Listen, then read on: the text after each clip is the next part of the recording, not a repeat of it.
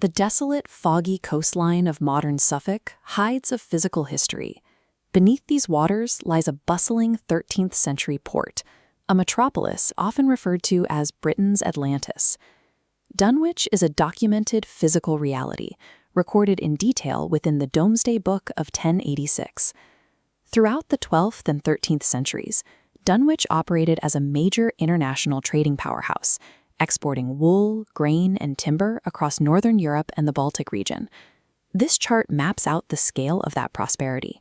With a population exceeding 4,000 residents, Dunwich was the sixth largest city in England, rivaled in trade only by London and Bristol. This high concentration of residents and global trade infrastructure gave the city a sense of permanence that masked its geographical vulnerability. To project that permanence, the city constructed massive infrastructure. It boasted a large royal castle, a naval dockyard, a mint, fortifications, and 19 stone churches. All of that heavy stone architecture was resting on a severe geographical flaw. The entire city was built directly on highly unstable sandy clay cliffs exposed to the North Sea. The brutal tides of the North Sea naturally and continuously undercut this specific type of soft coastal clay, pulling the earth out from the bottom and causing the top layer to shear off.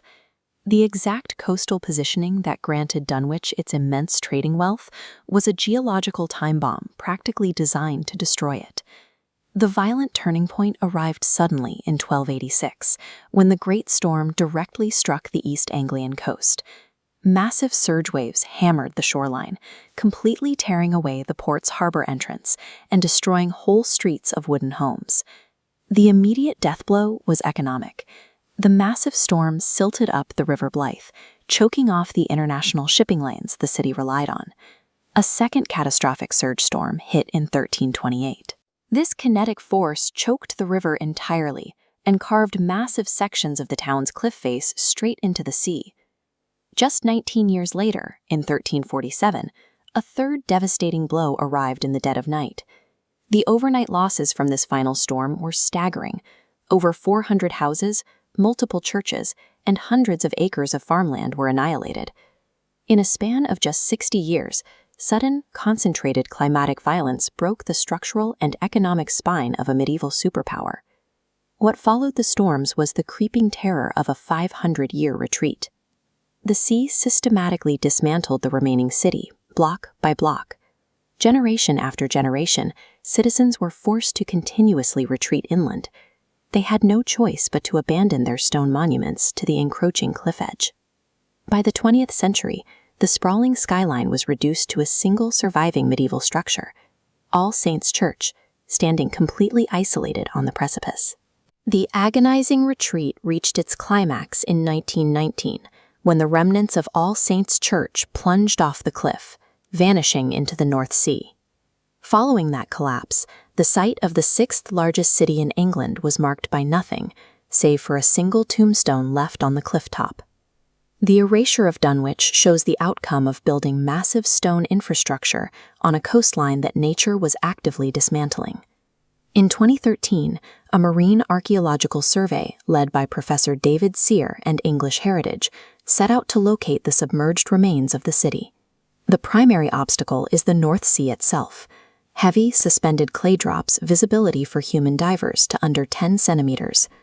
Advanced dual-frequency identification sonar bypassed the turbid water to scan the seabed in 3D.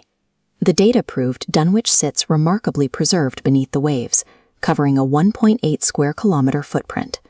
Acoustic technology mapped a site once known only through folklore. The sonar revealed distinct monolithic ruins, identifying the large stone foundations of St. Nicholas and St. Peter's churches, alongside the massive walls of the Blackfriars Friary. Littering the sandy seafloor around them are hundreds of scattered materials, carved stone blocks, church pillars, and massive oak timber beams. Local coastal folklore claims that during severe winter storms, submerged church bells can still be heard ringing from beneath the waves. The survey provided a chilling scientific explanation. Shifting tidal currents violently rushing through those sunken stone archways and underwater gravel beds mimic the acoustic frequency of ringing iron. The sunken metropolis of Dunwich is a stark historical precursor. It rests just offshore as a physical warning for modern coastal communities facing rising sea levels and coastal erosion today.